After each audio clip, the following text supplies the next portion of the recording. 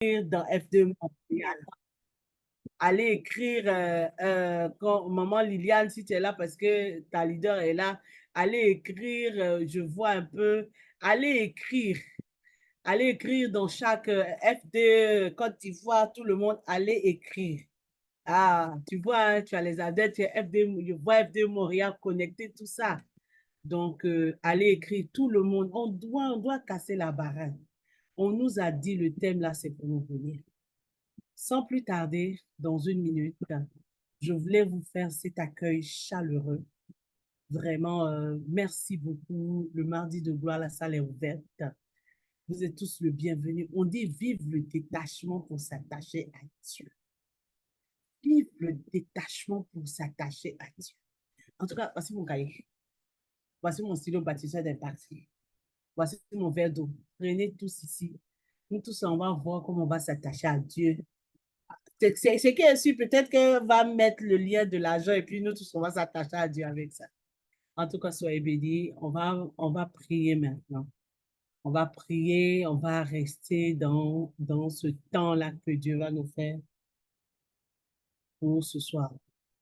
Le Seigneur me met à cœur un chant ce soir.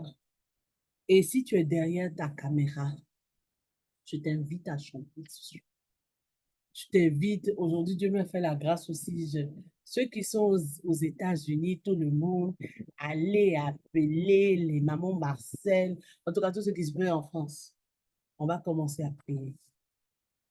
Nous allons nous mettre en présence du Seigneur. On va courber nos fronts pour vraiment nous attacher à celui-là qui fait toutes choses en tout. Le surnaturel est le naturel pour toi, mon Dieu. Nous le voulons en ce lieu. Le surnaturel est le naturel pour toi, mon Dieu. Nous le voulons en ce lieu. Nous le voulons en ce lieu. Nous le voulons en ce lieu. Attache-toi à Dieu pour que la parole de Dieu devienne un élément activateur dans ta vie. Le surnaturel est le naturel pour toi, mon Dieu. Nous le voulons, ce lieu. Le surnaturel est le naturel pour toi, mon Dieu. Nous le voulons, ce lieu. Nous le voulons, ce lieu. Nous le voulons, ce lieu.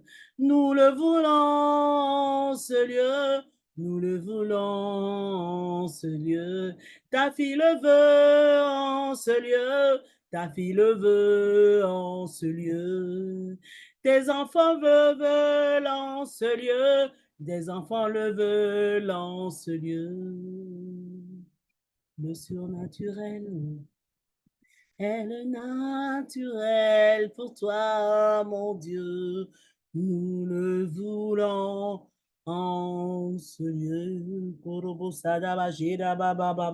Seigneur éternel, mon Dieu, nous te demandons de prendre le pouvoir de ce temps de mardi de gloire, de prendre place et de t'installer puissamment par rapport à ce thème. Seigneur, investis maintenant ta fille qui va venir nous instruire de comment on s'attache aux choses de Dieu. Parce que tu dis de posséder le royaume des cieux. Souvent, on a tendance à chercher la bénédiction au lieu de chercher le Dieu de la bénédiction. Seigneur, prends ton coton-tige spirituel pour nettoyer nos oreilles. Prends ta pommade qui va nettoyer notre cœur. Prépare la terre que nous sommes pour que nous puissions recevoir ce que tu as prévu pour nous ce soir.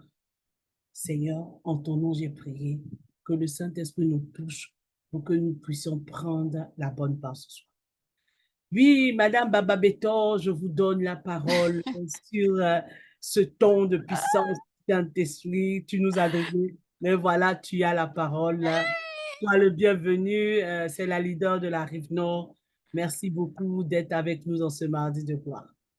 Mais alors, merci ma chère collègue Raymond et merci à tous ceux qui sont là aujourd'hui. Je bénis le nom de Dieu, que toute la gloire lui soit rendu aujourd'hui.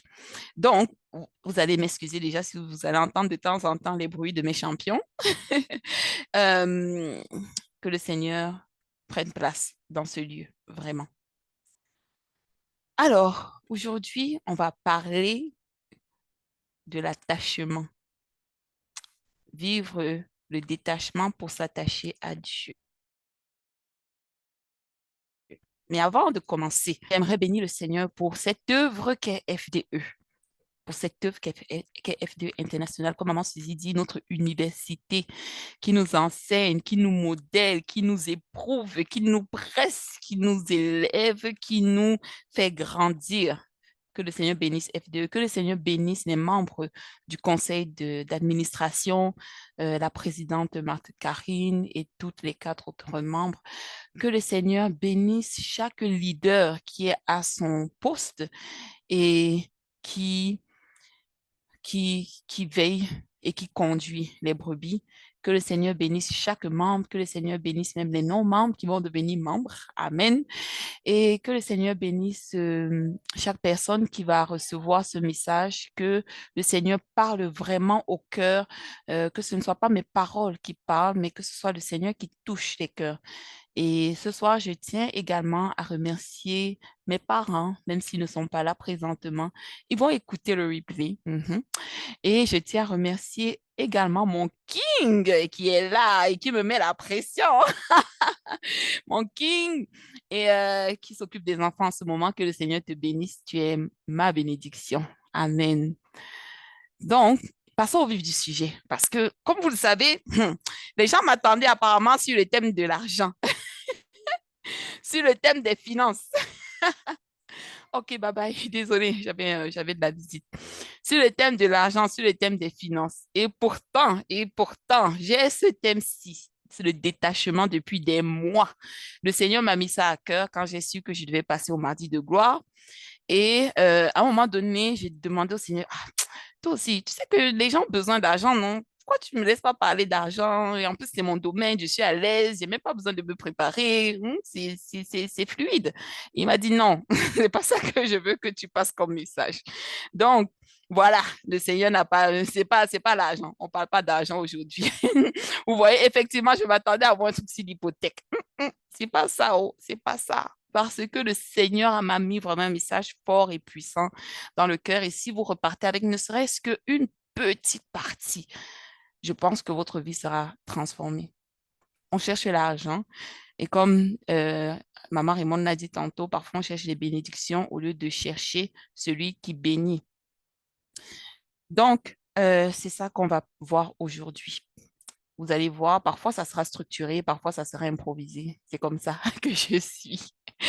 Donc, je vais déjà commencer par me présenter quand même, vous dire un peu c'est quoi mon background. Pour ceux qui ne me connaissent pas, parce que ce que je fais, c'est aussi une partie de mon histoire qui fait en sorte que je fais ce que je fais aujourd'hui. Donc aujourd'hui, je suis dans le domaine des finances. Oui, je suis courtier hypothécaire. Je fais des hypothèques à longueur de journée. J'aide les personnes à acheter des biens immobiliers, à investir dans l'immobilier. Je suis consultante en finance. J'aide les personnes à pouvoir structurer leurs finances et tout. Mais le titre que j'aime le plus là, parfois j'ai dit c'est le titre de mère et d'épouse pour les gens du monde à l'extérieur, mais entre nous, entre personnes, entre filles et fils de l'Éternel, le titre que j'aime le plus, mon titre que j'aime le plus, c'est le titre de fille de l'Éternel. J'aime ça. C'est mon titre favori. C'est là où je me sens dans ma safe zone. Le titre de fille de l'Éternel. Quand je sais que je suis au pied de mon Père et que là, je peux me recroqueviller et que là, je suis en sécurité et que là, j'ai tout ce dont j'ai besoin. C'est ce titre-là. Donc, moi, je commence ma marche avec le Seigneur il y a déjà beaucoup d'années. Je pense que j'ai donné, je ne me souviens plus de l'année exacte, mais c'était vers les années 2009 que j'ai donné ma vie au Seigneur. Mais j'ai été baptisée beaucoup plus tôt. J'ai été baptisée dans la religion catholique. Après, j'ai découvert la religion évangélique et je suis toujours catholique en passant. Donc, j'ai été baptisée, confirmée, mais j'ai vraiment appris à connaître le Seigneur il y a à peu près 15 ans. Et ma marche avec le Seigneur a été vraiment c'est comme un bébé, vraiment. Tu commences, tu tombes, vous connaissez toutes les étapes là au Seigneur, le bébé te donne le lait, il te couvre de bénédictions, tu as la nouvelle naissance, tu es toute pleine de zèle, les choses sont faciles pour toi. Après, les choses commencent à devenir un peu plus, je vais pas dire difficiles. Bon, tu commences à découvrir ce que c'est vraiment marcher avec le Seigneur.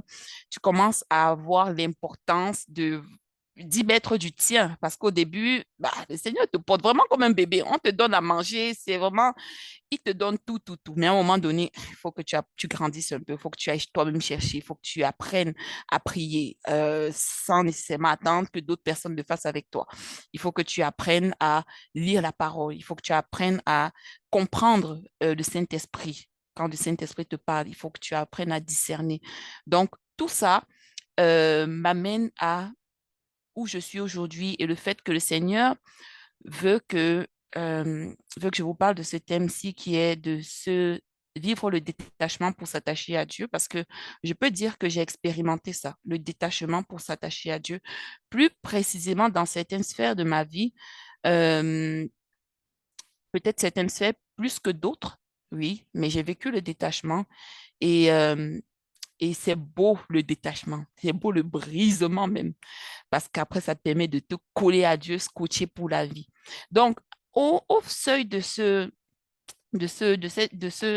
temps qu'on a avec nous, ensemble, j'aimerais que vous vous posiez la question tout au long, en fait, tout au long de ce temps qu'on a ensemble, j'aimerais que vous vous posiez la question de savoir quels sont les attachements, quels sont les liens, quels sont les... Et je vais vous expliquer après, hein, ne vous inquiétez pas, quelles sont les choses qui font en sorte que euh, j'ai été très attachée dans ma vie euh, et quels sont les attachements qui ont marqué ma marche avec Jésus. Et aujourd'hui, au moment où on se parle, à quoi est-ce que je suis encore attachée? À quoi est-ce que je suis encore attachée? Et avant de commencer le thème, je suis allée fouiller un peu selon les synonymes. C'était quoi? Qu'est-ce que ça veut dire détachement? En d'autres termes, quand on dit détachement, on parle de quoi, par exemple? J'ai trouvé le synonyme de renoncement, le synonyme de dépouillement et le synonyme que j'ai vu et qui m'a même effrayé, j'étais comme anéantissement. J'ai vu un synonyme qui voulait dire anéantissement, détachement, anéantissement. Et quand on dit anéantissement, j'ai vraiment vécu, j'ai vraiment pu vivre l'anéantissement qu'a connu Job dans la parole. On va le voir, le livre de Job. C'est un livre qui m'a tellement touchée. Et quand je lisais ce livre, j'avais l'impression de me désintégrer à chaque fois que je lisais et qu'il pleurait et qu'il se lamentait. J'étais comme, c'est pas possible, autant de peine, autant de souffrance. Donc, détachement, des synonymes, renoncement, dépouillement. Et j'ai regardé un peu le contraire de détachement, c'est quoi? Réalisation de soi, épanouissement, le bonheur. C'est ça que j'ai vu comme antonyme, donc le contraire de ce mot-là, détachement. Et aujourd'hui, le thème, Dieu merci que je n'ai pas parlé de finance parce que finance, ça attire les gens. Quand on dit argent, ça attire les gens. Mais quand on dit détachement, dépouillement, qui aime ça perdre? On veut tous gagner. On veut toujours plus. On ne veut pas se détacher, se départir. Parfois, on est attaché même à des mauvaises choses. Et le thème détachement peut sembler lourd et pourtant, il est plus qu'important. Parce que pour s'attacher à quelque chose, il faut que tu fasses le vide. Pour remplir une cruche, il faut que tu la vides, que tu la nettoies si elle est sale. D'accord? Et donc, le détachement, c'est simplement se mettre au nu, se mettre à nu au pied de Jésus pour qu'il nous revêtisse d'habits de roi, de princesse, de l'éternel et tout. Et ce soir, j'aimerais aborder le détachement sur les 5 piliers sur lesquels repose FDE. Parce que je me base beaucoup sur ces piliers-là, même quand on fait les prières au niveau de la division, même moi-même quand je fais mon bilan personnel, lorsque je fais mes prières personnelles, parfois c'est beaucoup plus simple de structurer ça sur ces 5 piliers. Au moins, on est sûr qu'on n'oublie rien et on est sûr qu'on couvre tout l'essentiel. D'accord? Donc, on va voir le détachement à travers les 5 piliers de FDE, que sont les piliers du spirituel, donc la sanctification en fait, la santé, la famille, les relations avec les autres, et l'argent, les finances, bien sûr. D'accord? Donc, commençons par le détachement spirituel, le plus important selon moi, le plus important. Et je vais même mélanger spirituel et émotionnel. Je sais que ce n'est pas nécessairement la même chose, mais on va les mélanger, les deux ensemble. Et comme premier point sur lesquels j'aimerais que chacun puisse se poser la question ici ce soir, c'est de se demander à qui je suis attaché spirituellement et même émotionnellement.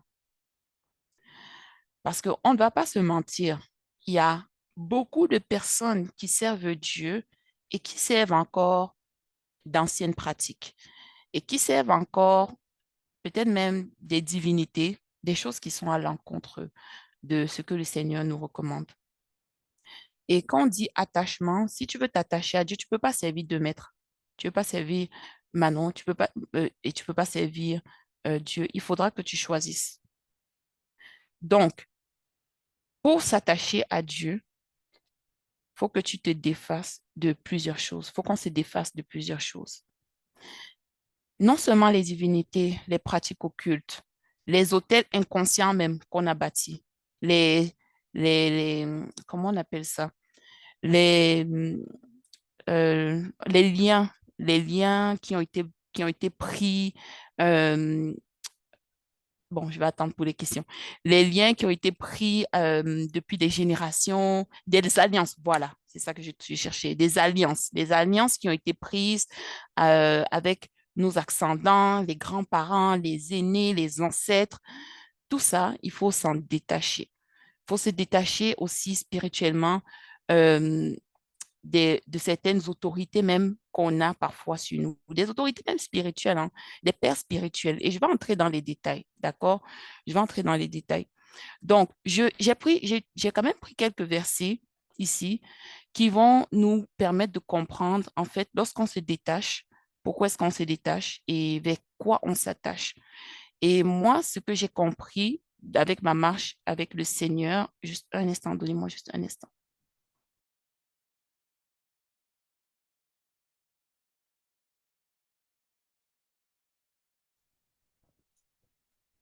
Merci. Donc, de ce que j'ai compris avec ma marche avec le Seigneur, c'est que pour se détacher de tout, de tout ce qui ne vient pas de Dieu, il faut connaître son identité en Christ. Et j'ai traversé une période où je ne connaissais pas mon identité en Christ. Et j'ai une personne, une sorte de coach qui n'est même pas du domaine spirituel, hein, et qui nous encourageait à connaître notre identité en Christ, connaître notre identité en Christ. Et quand j'ai appris à connaître mon identité en Christ, il y a une vidéo YouTube qui passe en boucle des versets avec une très bonne musique en fond et qui donne des versets spécifiques à l'identité en Christ. Et j'ai commencé à écouter ces versets-là, écouter ces versets, m'imprégner, écouter, les méditer, écouter. Et ça m'a permis de me détacher de plusieurs choses dont j'étais même inconsciente.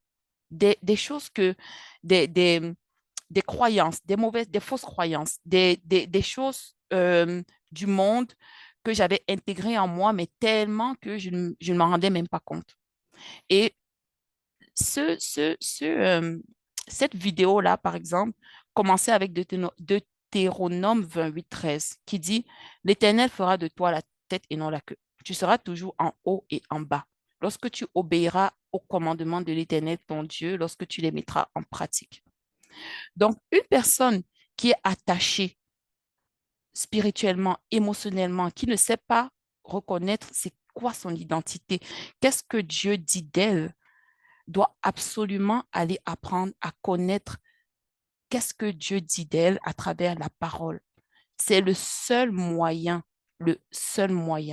On nous, on nous enseigne chaque jour dans FDE l'importance de la parole. Et je pense que plus que tout, si on veut s'attacher à Dieu, c'est s'attacher à sa parole, s'attacher à ce que Dieu dit de nous. Dieu dit de toi que tu es la lumière du monde. Une ville située sur une montagne ne peut être cachée. Moi, ce verset-là m'a toujours, je l'ai médité, je l'ai médité, je l'ai médité au point où un jour, je fêtais mon anniversaire et mon fils me disait, waouh, maman, il m'a posé une question, je ne sais plus exactement laquelle, et je lui ai dit, mon fils, je suis la lumière du monde. Et j'ai écrit ça sur mon statut avec toute la confiance que ça prenait, toute la confiance. Et je me sentais comme, c'est ça mon identité. Je suis la lumière du monde. Une ville située sur une montagne ne peut être cachée. Alors, est-ce que c'est un verset que toi, tu as intégré dans ton quotidien pour connaître et comprendre ton identité? Est-ce que tu es convaincu de ça? Est-ce que, euh, est-ce que dans ce que tu fais au quotidien, tu le vis? Est-ce que le Seigneur a déjà parlé à ton cœur pour te dire où est-ce qu'il t'a placé dans ce monde et comment est-ce que toi, tu impactes le monde? Matthieu 5, 14. Vous êtes la lumière du monde, une ville située sur une montagne ne peut être cachée. Il y a plusieurs versets comme ça. Il y a Jean 1, 12 qui dit, mais à tous ceux qui l'ont reçu, à ceux qui croient en son nom, elle a donné le pouvoir de devenir enfant de Dieu. Tu es enfant de Dieu. C'est ça ton identité. Ton identité, ce n'est pas, euh, je sais qu'on vient de pays où il y a des pratiques, oui, au village, on fait plein de choses, mais est-ce que tu t'attaches à ça? Est-ce que tu t'attaches à je viens de tel pays, je viens de telle ville, je viens de telle culture, où ton identité première, c'est d'abord ce que Dieu dit de toi. Tu es un enfant de Dieu. C'est pour ça que quand, par exemple, moi, je me définis, mon titre que j'aime le plus, c'est fille de l'Éternel. J'aime ça parce que ça veut tout dire. Ça veut dire que tout ce que mon père a laissé en héritage, ça m'appartient. Ça veut dire que j'ai la vie en abondance. Ça veut dire que tous les piliers de FTE, je le vis et j'y ai droit. Il faut connaître son identité en Christ. Il faut connaître son identité en Christ à travers le Nouveau Testament qui nous dit ce que le sacrifice de Jésus à la croix a fait pour nous. Jean 3,16, car Dieu a tant aimé le monde qu'il a donné Jésus, afin que moi, je croie en lui et que je ne périsse point, mais que j'ai la vie éternelle. Que j'ai la vie éternelle. Juste ça, ça devrait déjà me faire courir vers Dieu et m'attacher à lui. Dire que spirituellement, je me décharge de tous les liens que je peux avoir, que consciemment ou inconsciemment, que ce soit même mes parents, que ce soit quelqu'un que je connaisse ou pas, ait pu contracter et qui ne va pas dans la direction de Dieu, qui n'est pas aligné avec Dieu, tout ce qui est contraire à Dieu, que ce soit, je me détache de ça. Je me détache spirituellement, je me détache, je brise les liens. Quand j'ai commencé, je vous parlais de quand j'ai appris à connaître le Seigneur, quand j'ai donné ma vie au Seigneur, on est passé par une retraite spirituelle. Et dans cette retraite, pendant pratiquement une demi-journée, on brisait les liens. Et depuis, je n'ai pas rebrisé les mêmes liens parce que moi, je suis le genre de personne que je prie une fois pour quelque chose et c'est fini. Je ne vais pas venir tous les jours prier pour la même chose. Si j'ai prié, c'est fini. Dieu a exaucé.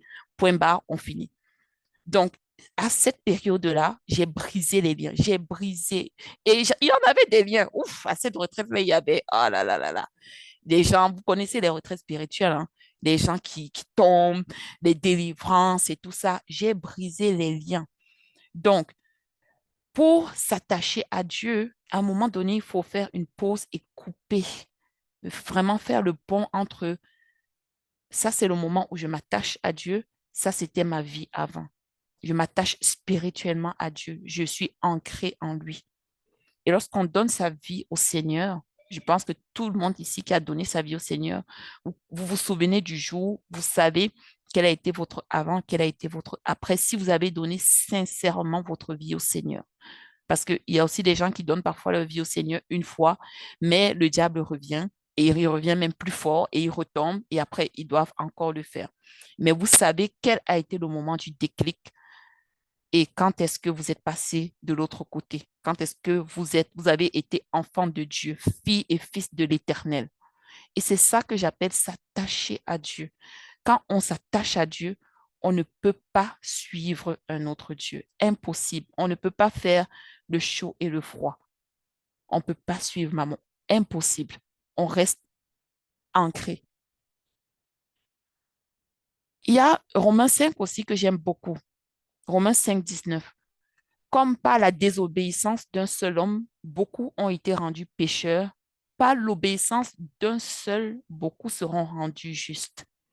Quand on veut s'attacher à Dieu, parfois, le diable nous tire. Ah oui, mais toi-même, tu te connais, tu sais ce que tu fais. Les péchés, là, on se connaît. Et pourtant, la parole du Seigneur est claire. Par la désobéissance d'un seul homme, Adam a désobéi. On a été condamné, condamné par défaut. Mais Jésus est venu et un seul homme, il n'y a pas deux hommes, il n'y a pas deux Christ. Un seul Christ est arrivé et boum, j'ai été justifié. Boum, j'ai été justifié. Juste ça, ça devrait te faire courir et rester du bon côté de la force, comme on dit dans les dessins animés.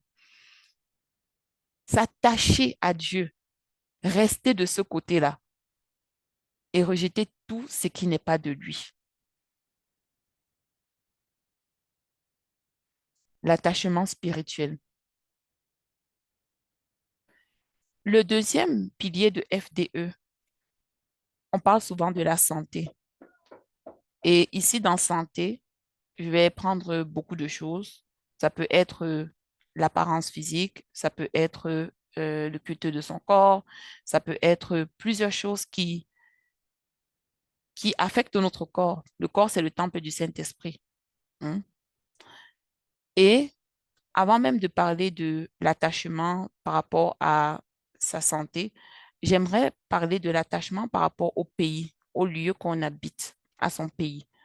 Parce que quand on dit ça, se détacher, vivre le détachement pour s'attacher à quelque chose, plusieurs d'entre nous, je pense plusieurs ici, on est immigrants, on est arrivé au Canada, on vient de notre pays pour la plupart. On a quitté notre pays. Et s'attacher à Dieu, c'est aussi s'attacher au pays que Dieu nous donne comme lieu pour prospérer, le pays que Dieu nous donne en héritage.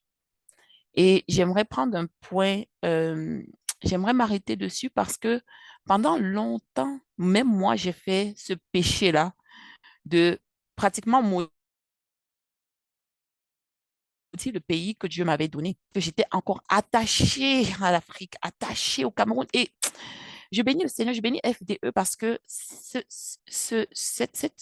œuvre-ci enseigne beaucoup. Et c'est dans FDE, il y a plusieurs années, que j'ai compris l'importance de bénir le pays que Dieu te donne. Et j'aimerais prendre un verset qui montre comment est-ce que Dieu, parfois, il dit, quitte ton pays, va dans un autre pays. C'est dans ce pays-là que tu auras ta bénédiction. Je viens du Cameroun, mais ça ne veut pas dire que c'est au Cameroun nécessairement que j'aurai cette bénédiction. Tu viens du Bénin, ça ne veut pas dire que c'est au Bénin que tu auras ta bénédiction. Dieu te donne un pays, alors il faut le conquérir, ce pays-là. Le Seigneur dit, ça c'est Genèse 12, 1 jusqu'à 4, c'est un peu long. Le Seigneur dit à Abraham, quitte ton pays, ta parenté et la maison de ton père et va vers le pays que je te montrerai. Je ferai de toi une grande nation. Je te bénirai. Je rendrai grand ton nom et tu deviendras une bénédiction. Je bénirai ceux qui te béniront. Celui qui te maudira, je le réprouverai. En toi seront bénies toutes les familles de la terre. Abraham s'en alla comme le Seigneur le lui avait dit, et l'autre s'en alla avec lui. Abraham avait 75 ans lorsqu'il sortit de Haran. Ce verset me montre que il faut bénir le pays où Dieu, si Dieu a fait fouler ton pied, a fait en sorte que ton pied foule le sol du Canada, il faut que tu apprennes à posséder ce pays et à le bénir. S'attacher à Dieu, c'est s'attacher à toutes ces choses que Dieu te donne. C'est se détacher parce que parfois on est attaché. Je me souviens encore quand il y a de cela quelques années, quand j'étais tellement attachée à l'Afrique, j'étais comme non, moi je veux rentrer en Afrique. Oh, le Canada, il fait froid. Le Canada, il y a l'hiver. Le Canada, il y a X, Y, Z. En Afrique, on mange mieux. En Afrique, j'aurais déjà eu 4 nounous avec une pour chacun de mes enfants. Oui, mais pour l'instant, le Seigneur t'a mis ici au Canada. Et c'est pourquoi il t'a mis au Canada. Qu'est-ce que tu es censé faire au Canada? Qu'est-ce que tu es censé apporter à cette terre-ci où il a pour l'instant attacher tes pieds. L'attachement au lieu. Il faut savoir demander à Dieu qu'est-ce que je suis censé accomplir sur ce territoire. Se détacher de certaines choses que notre cœur veut, mais plutôt être spirituel et regarder ce que Dieu veut pour nous en cette saison. Un autre attachement qui m'a bien fait rire, c'est l'attachement par rapport à son physique, à sa santé. C'est vrai que le Seigneur nous dit de prendre soin de notre corps. Notre corps est le temple du Saint-Esprit et on ne s'appartient point. Il faut prendre soin de notre corps. Mais avouons-le, il y a des personnes qui vouent parfois un vrai culte à leur corps et qui se servent même de leur corps pour détruire au lieu de bénir. Il y a des femmes qui sont des occasions de chute pour plusieurs personnes et même des hommes en passant. Et il y a des personnes qui sont tellement attachées à leur apparence physique qu'ils n'arrivent plus à juste mettre ça de côté pour pouvoir regarder l'essentiel. Et j'écoutais un homme de Dieu récemment lors d'une prédication et il disait qu'une de ses fidèles était venue le voir. Pasteur, pasteur, j'ai des problèmes, je suis attaquée. Et il demande qu'est-ce qu'il y a. Elle dit, ah, j'ai plein de boutons qui sortent de moi, de mon visage, je suis attaquée. Et le pasteur qui lui dit, mais demande-toi si le Seigneur n'est pas en train de faire ça pour que tu arrêtes un peu trop de t'occuper de ton physique et plutôt de s'occuper de ces choses à lui. Ça a l'air banal, hein? Ça a l'air banal. Mais tout ce qui est terrestre, le corps là, qu'on va mourir, qu'on va rendre notre dernier souffle, ça va rester. C'est important d'être coquette. Mais est-ce qu'on fait la juste part? On dit notre corps est le temple du Saint-Esprit. Ça sert à quoi d'avoir un corps de bombe, un corps de magazine, si ce corps-là est vide, si ce corps n'est pas rempli de l'Esprit Saint, ça sert à quoi? C'est comme un tonneau vide, un tonneau qui ne sert à rien.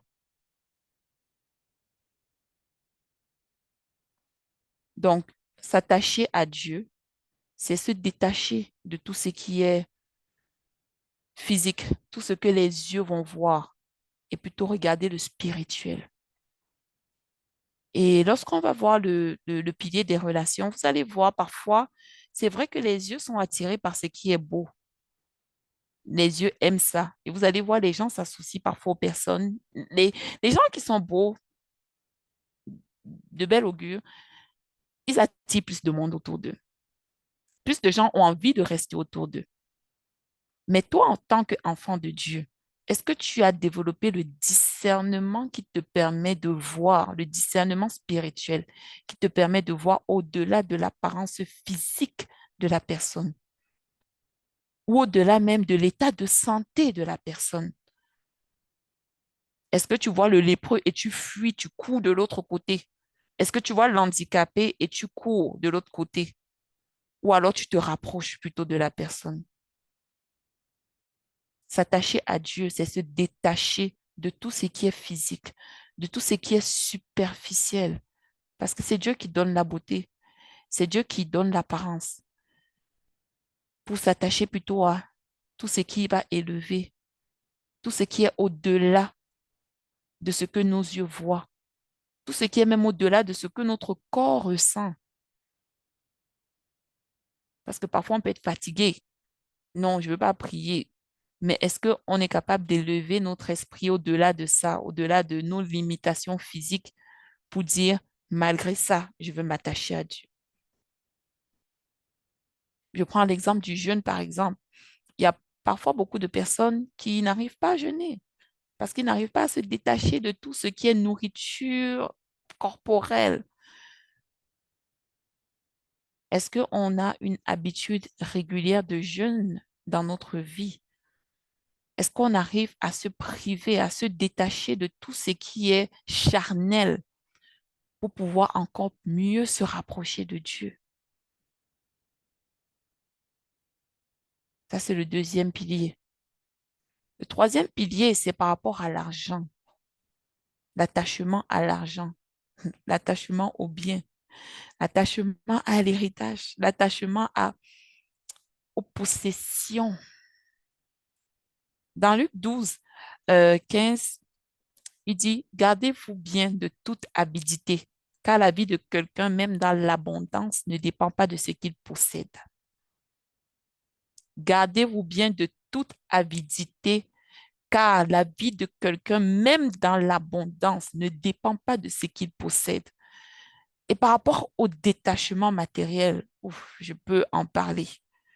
Parce que ce que les gens vont souvent voir, c'est que, ou j'investis, ou bon, oui, elle a l'argent.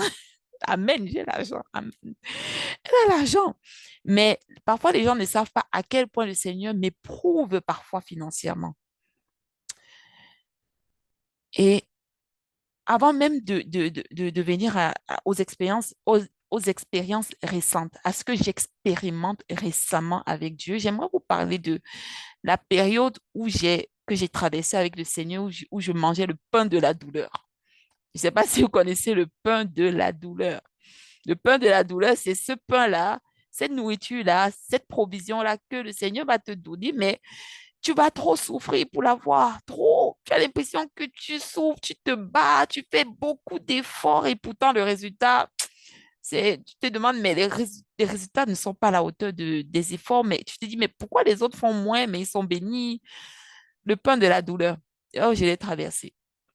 J'ai traversé la période du pain de la douleur quand je me suis vraiment lancée dans l'entrepreneuriat et que j'ai suivi l'appel du Seigneur qui a dit, OK, laisse tomber ça, regarde, moi, je t'amène vers autre chose, je vais te conduire là-dedans.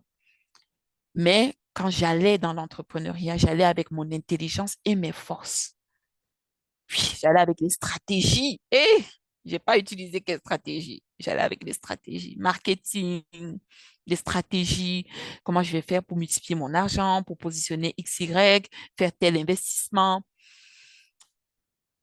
Et ça donnait, comment on dit, ça donnait un peu. Ça donnait un peu. Mais pas à la hauteur de tous les efforts que j'y mettais parce que je mettais beaucoup de temps et surtout, je mettais beaucoup de cœur là-dedans.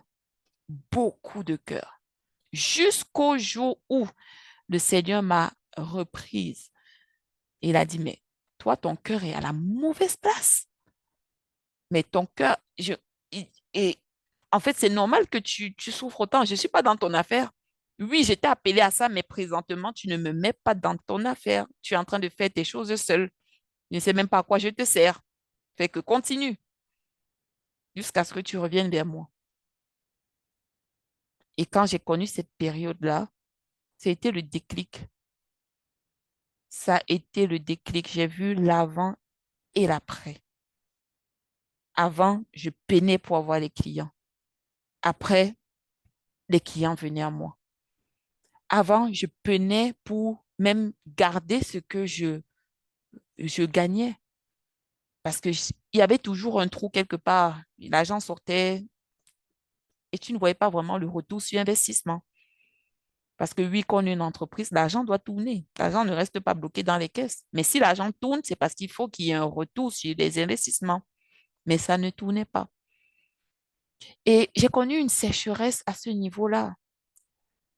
Pas une période où je manquais, mais une période où je souffrais et je peinais. Jusqu'à ce que le Seigneur me dise, mets-moi au devant. En fait, c'est même pas, ce n'est pas ton projet, c'est mon projet. C'est moi qui t'appelle à ça. Laisse-moi t'utiliser tout simplement. Et à ce moment, mon chiffre d'affaires a connu une explosion. À ce moment-là, le Seigneur m'a ouvert les portes. Il a ouvert mon esprit. Il a ouvert mon audace pour pouvoir essayer des choses que je n'osais même pas. Il m'a donné le discernement. Fais telle chose plutôt que telle autre. Et ça, c'était avant. Une autre chose que le Seigneur m'a enseigné récemment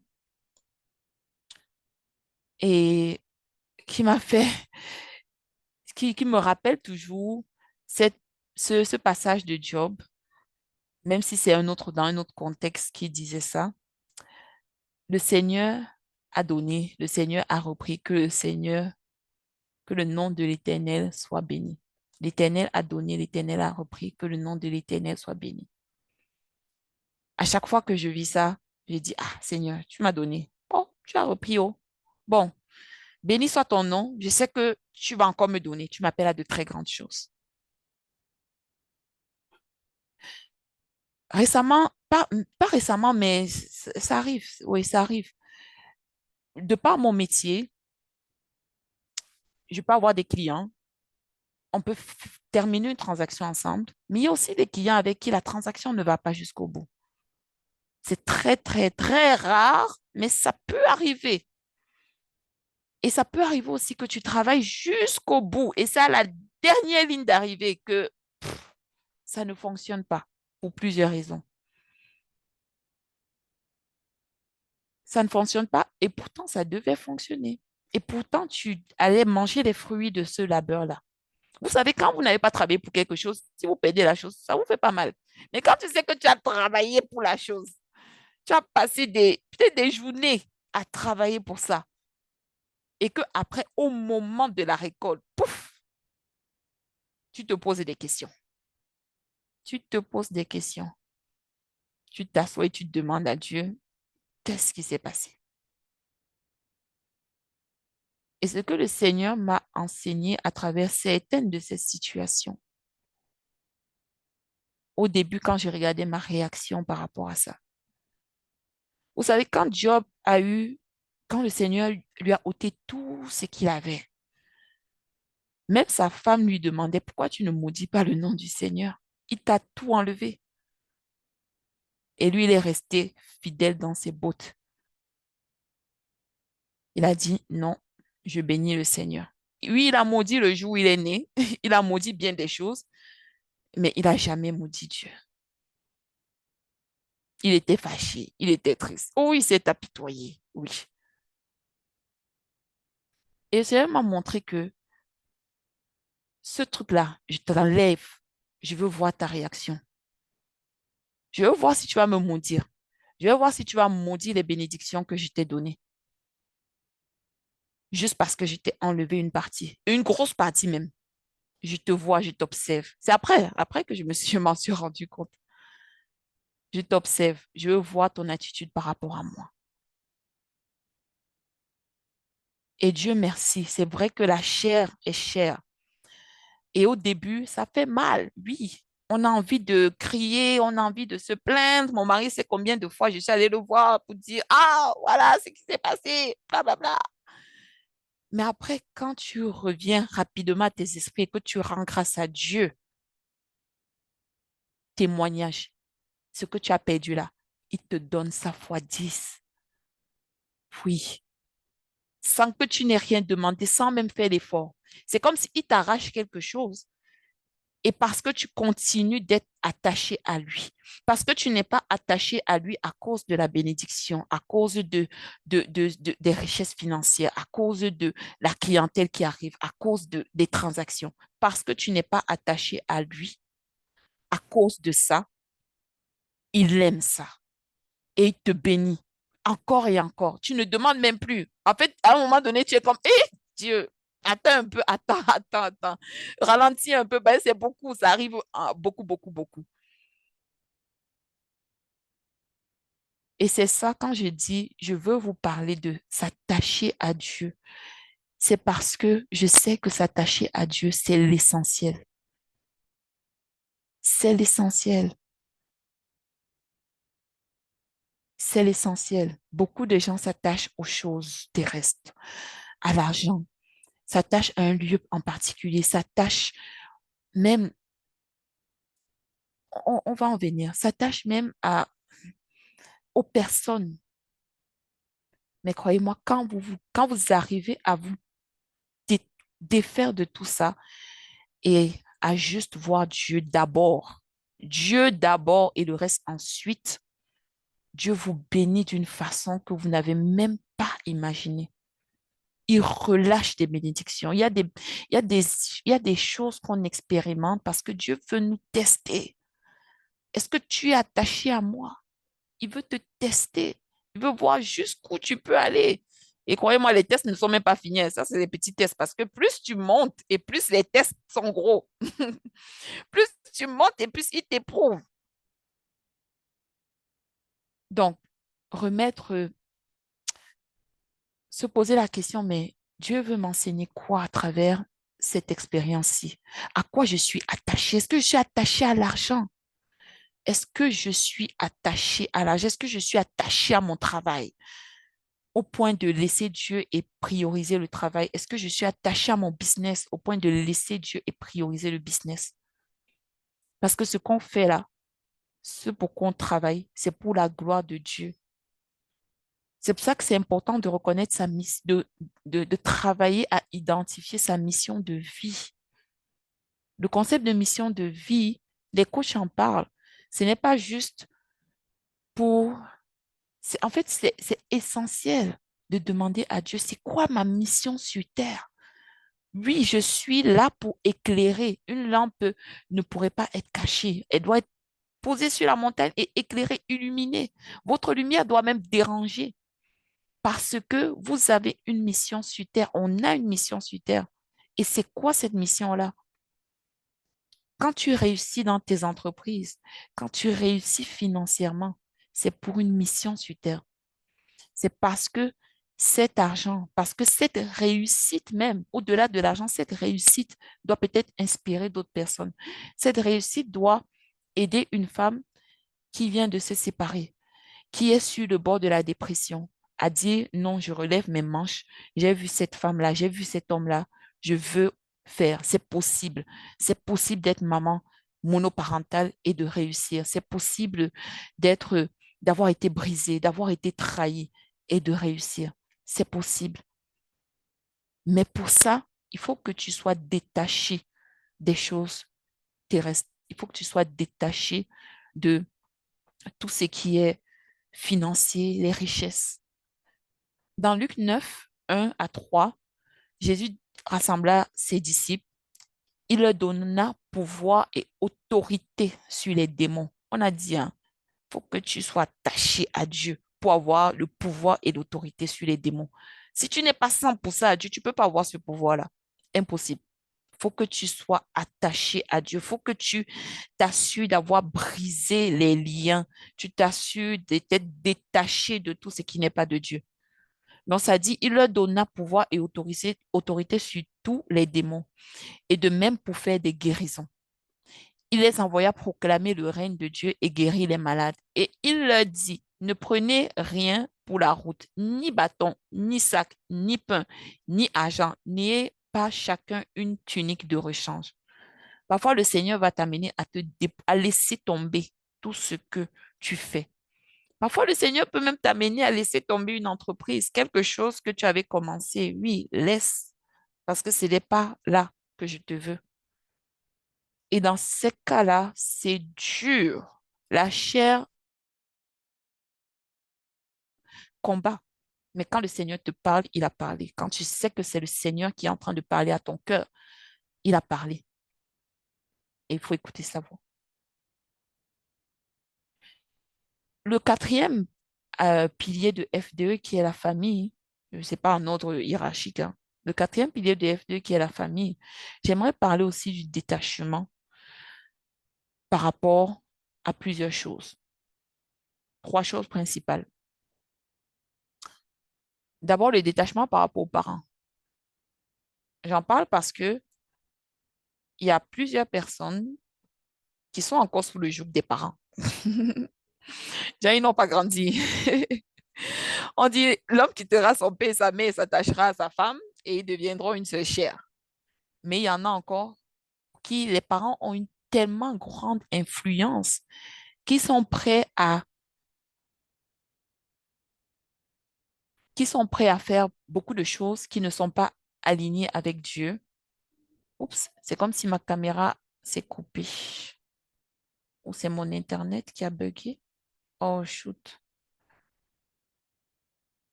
Est-ce que c'est mon Internet?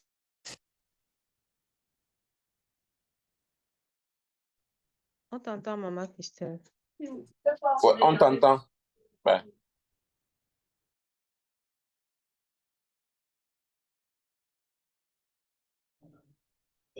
On t'entend.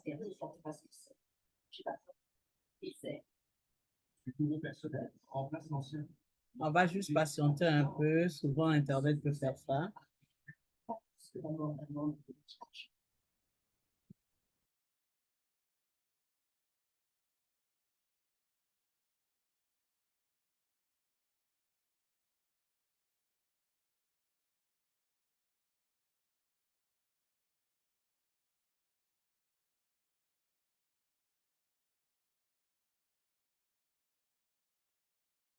Ah, OK. On va attendre qu'elle se reconnecte.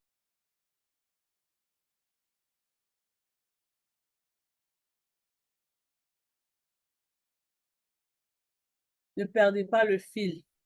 Nous sommes sur le détachement de la famille. Maman Raymond, est-ce que tu peux chanter pour nous en attendant, s'il te plaît?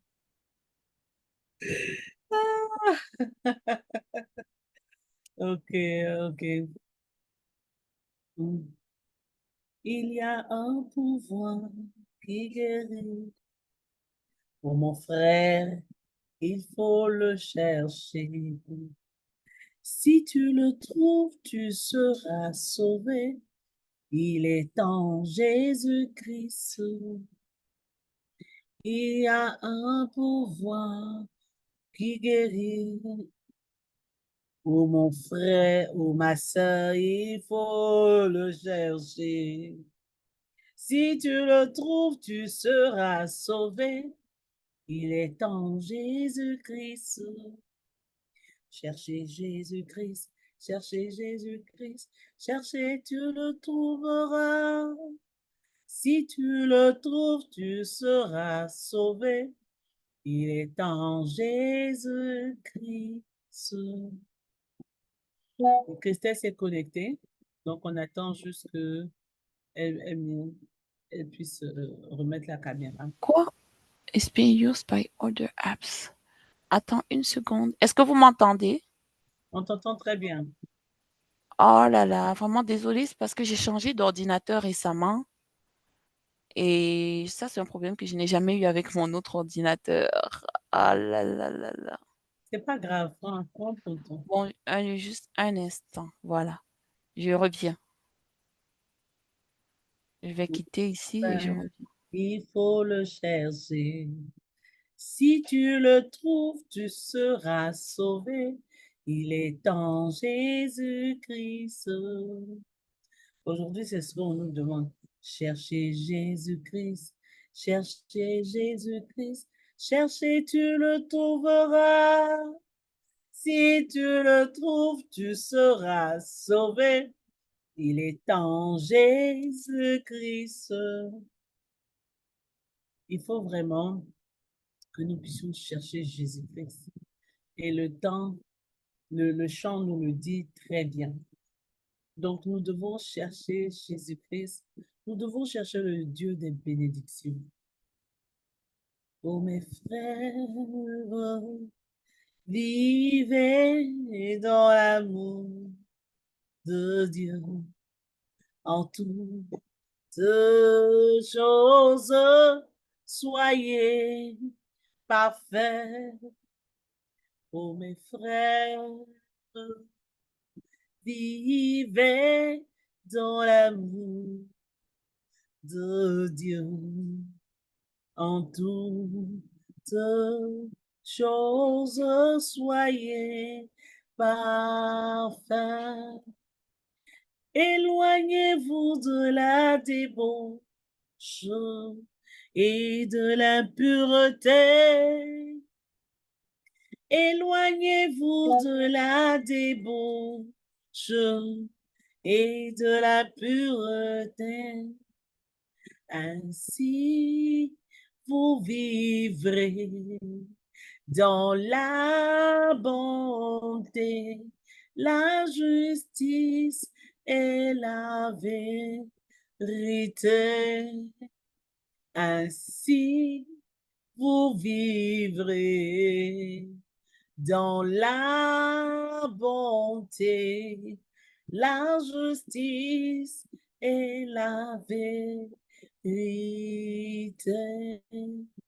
Oh mes frères, vivez dans l'amour de Dieu en toutes choses, soyez parfaits. Oh mes sœurs, vivez dans l'amour de Dieu en toutes choses, soyez parfaites. Éloignez-vous de là. Elle est là. Éloignez-vous de l'injustice et de l'impureté. Éloignez-vous de l'injustice et de l'impureté. Allô, je Allô, suis de elle est de retour. retour. Vraiment désolée, je ne sais même pas ce qui s'est passé, mais bon, regarde, ça veut dire que le message est bon. Ça veut dire qu'il y a quelqu'un qui doit Amen. écouter ce message-ci. Merci, Amen. En tout cas, merci. Donc, nous, on avait tenu à la laine, on avait chanté et Ah, on bénit Dieu pour tout. en plus, tu Donc, on te chantes bien. redonne le micro. Ok, d'accord. Donc, merci beaucoup. Fait que je disais, il faut savoir se détacher de certaines choses. Savoir se détacher même parfois de l'autorité parentale. Oui, tu honoreras ton père et ta mère, mais on dit aussi que à un moment donné, tu quittes tes parents. Tu quittes tes parents parce que le Seigneur t'a donné une certaine maturité pour pouvoir comprendre certaines choses. Quand le Seigneur te parle à toi, il ne va pas nécessairement dire la même chose à tes parents. Il faut que tu sois suffisamment mature spirituellement pour assumer certains choix, pour pouvoir vivre ta relation avec Dieu et non pas ce que tes parents te disent. Il y a des gens parfois qui n'ont pas vraiment de relation avec Dieu hein, et qui se servent de ce que Dieu va dire ou pas à d'autres personnes, à des personnes tierces. Oh, qu'est-ce que Dieu t'a dit pour moi? Est-ce que tu as un message pour moi?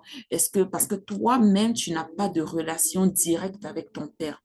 Donc, il faut toujours que tu passes par quelqu'un pour pouvoir écouter la voix du Seigneur. Oui, le Seigneur parle de diverses façons. Le Seigneur va utiliser les hommes pour pouvoir te parler, mais il faut que tu sois capable d'identifier la voix de ton Père, je veux dire Dieu, et de pouvoir développer ta relation avec Dieu.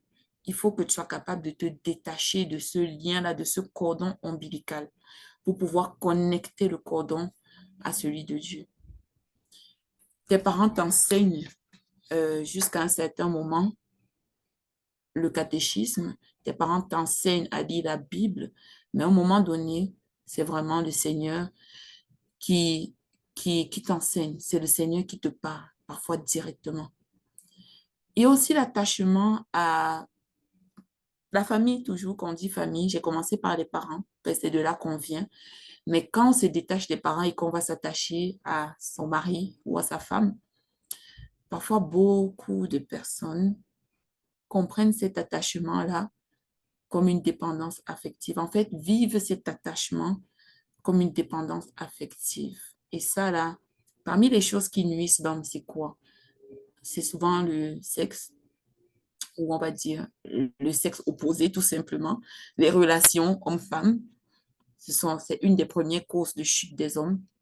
Il y a l'argent, la deuxième cause. Il y a plusieurs autres choses. Et quand on dit dépendance affective, hein, qu'on parle de relation homme-femme,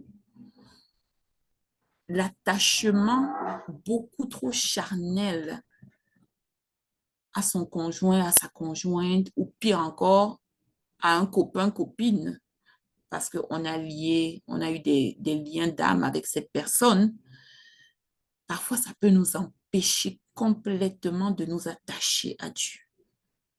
Complètement. Et une fois de plus, je vais vous donner un petit témoignage. Hein. Moi, par exemple, moi, j'ai toujours été une personne qui, je m'attachais, on va dire, facilement aux personnes, surtout en amour. Donc, quand j'ai connu, par exemple, euh, mon king, ça fait 20 ans qu'on se connaît, mais qu'on on ne sortait pas ensemble, on a juste étudié ensemble. Et ça fait 10 ans qu'on est mariés, fait que ça fait 20 ans qu'on se connaît, que je sais qu'il existe quelque part. Quand je l'ai connu, quand on a commencé à se côtoyer, je traversais une période où je n'étais pas trop attachée, attachante. Fait que j'étais comme plus dans mes affaires. Et lui, il est venu s'incruster insidieusement dans mon quotidien pour pouvoir faire en sorte que je puisse m'attacher à lui, mais pas dans le mauvais sens. Hein, mais vous savez, quand on courtise une femme, c'est ça. Fait que vous flirtez ensemble, vous passez des longues heures au téléphone. On passait même parfois des nuits entières au téléphone parce qu'il travaillait de nuit à ce temps-là. Et tout ça fait en sorte que je développe un réel attachement, oui, de l'amour, mais aussi, à un moment donné, je pense que dans ma marche avec Dieu, ma relation avec mon mari prenait la place de ma relation avec Dieu. Je ne dirais pas qu'il était mon Dieu, c'est mon king, c'est pas mon Dieu. Je ne dirais pas qu'il était mon Dieu, mais j'avais comme l'impression que je m'attachais beaucoup plus à lui, émotionnellement même, que je ne faisais recours à mon Père céleste. J'avais développé parfois même une dépendance affective. Et quelqu'un pourrait dire, mais c'est normal, c'est ton mari. Comment tu ne vas pas être dépendant affectivement? Je veux dire, c'est normal de développer de l'affection, c'est normal de développer de l'amour. Mais si tu as une personne qui prend la place de Dieu dans ta vie, alors ça, ce n'est pas une situation normale.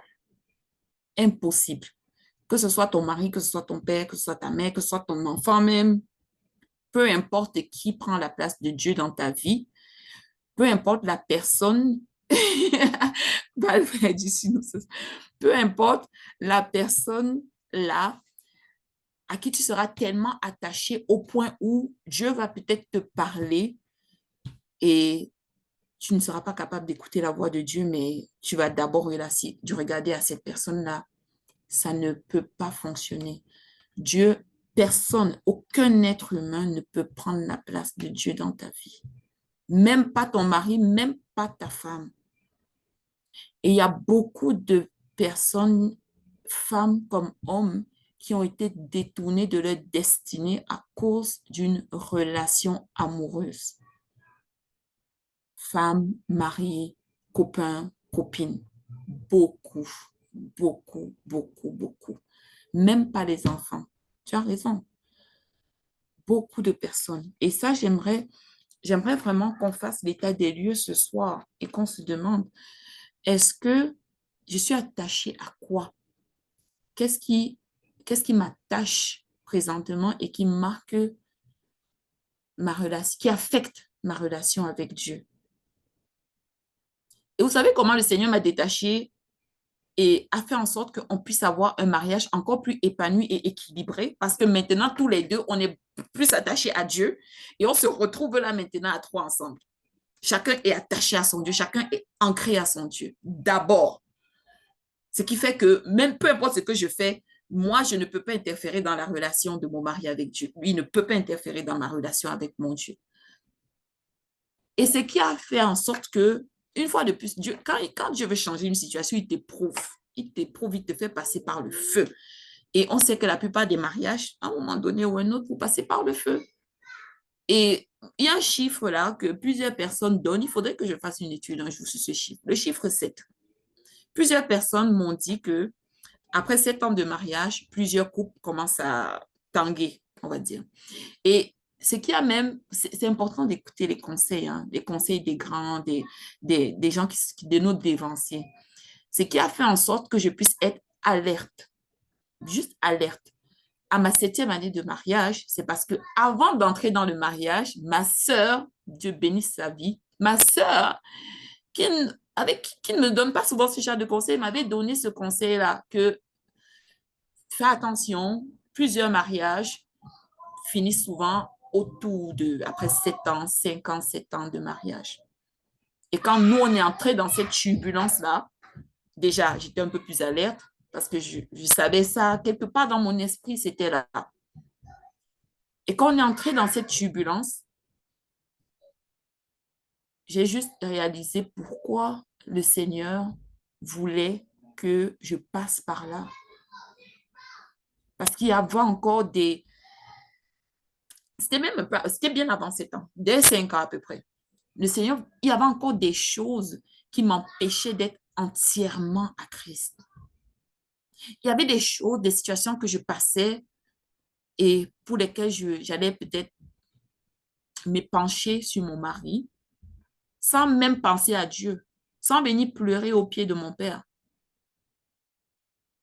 Et lorsque justement mon mari a été retiré à ce moment-là, il restait qui?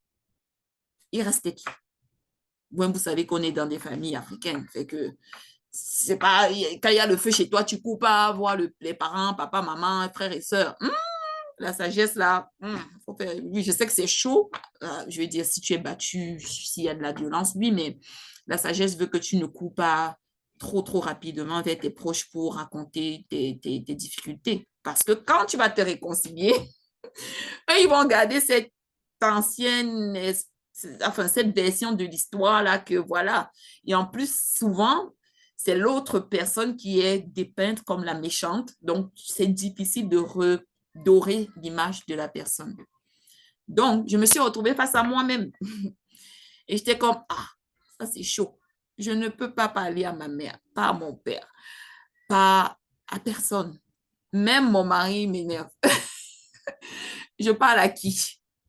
Et c'est là où j'ai appris vraiment à dire Dieu.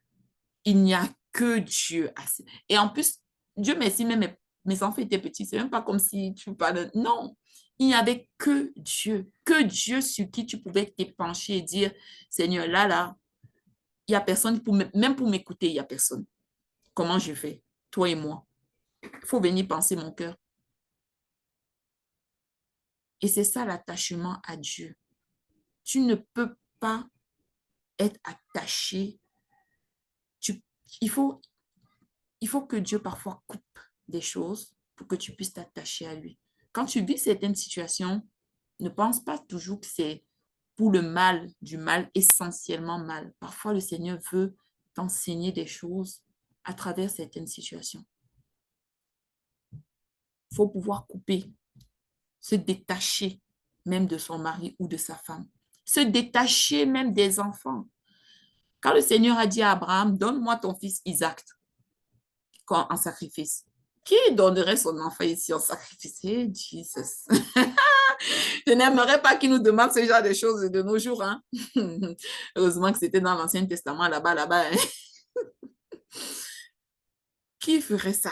Et pourtant, il a demandé ça à Abraham,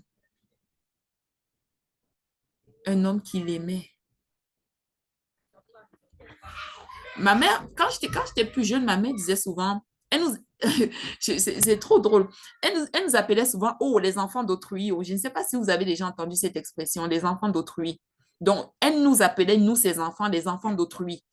Et dans ma tête, j'ai toujours pensé qu'elle parlait de les enfants. Autrui, c'était mon père. Donc, elle voulait dire, ah, les enfants d'autrui, oh, c'est déjà les enfants de mon père. Faites attention, les enfants de mon père. Et un jour, je lui ai posé la question. Elle dit, mais enfants d'autrui, là, c'est qui? Mais j'aurais dit, on est les enfants de ton mari. Pourquoi tu dis autrui? Et elle me dit, vous êtes des enfants de Dieu. C'est Dieu que j'appelle autrui.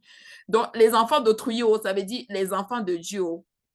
Faites attention aux enfants de Dieu. Et elle nous appelait les enfants de Dieu. Donc, juste pour nous faire comprendre que même nos enfants, là, ce n'est pas nos enfants. Ce sont d'abord les enfants de Dieu. Dieu nous les a confiés tout simplement.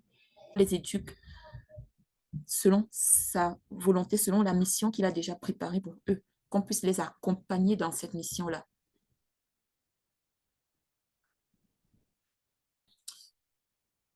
Donc, il est important pour nous de comprendre que en termes d'attachement à la famille, que ce soit les parents, que ce soit l'enfant, que ce soit le frère et sœur, que ce soit la cousin, cousine, on doit être beaucoup plus attaché à Dieu que à ces choses-là qui sont notre propre sang, notre propre chair. Et ça va faire en sorte qu'un parent, par exemple, qui a un enfant têtu, délinquant, peu importe comment ton enfant est, tu vas l'aimer. Parce que tu aimes d'abord Dieu, parce que tu aimes le Christ qui est en lui et non pas l'enfant même. Je ne sais pas si vous comprenez ça. Enfin, le cinquième pilier, qui est le pilier relationnel au niveau de FDE, les relations. J'ai beaucoup aimé 1 Corinthiens parce que ça dit, en fait, ça résume tout ce qu'il faut résumer. 1 Corinthiens 1, tout le chapitre. Plus particulièrement, le verset 7 qui dit « Or, à chacun, la manifestation de l'esprit est donnée pour l'utilité commune. » À chacun, chacun a ses dons, chacun a ses talents, chacun manifeste l'esprit. Et chacun a, on a dit à chacun est donné, chacun a sa part, est donné pour l'utilité commune. Je parle de ça pourquoi? Parce que parfois on est attaché aux relations, qu'elles soient bonnes ou qu'elles soient mauvaises ou qu'elles soient toxiques. Parfois on est attaché aux amis, aux collègues. Bien des fois même, on est attaché à notre réputation. Parfois, on est même attaché à l'image que les autres ont de nous, tellement attaché à cette image qu'on manque même, on développe le manque de confiance en soi. Parce qu'on s'est dit, oh, l'autre personne, elle est passée aujourd'hui, elle a fait la bise à tout le monde, mais moi, elle m'a seulement fait une tape dans le dos, elle m'a salué comme ci, elle m'a salué comme ça. Quand tu n'es pas attaché à Dieu, c'est normal que tu aies ce genre de pensée. C'est très normal que tu aies ce genre de pensée. Parce que tu vas regarder d'abord à l'autre. Tu vas être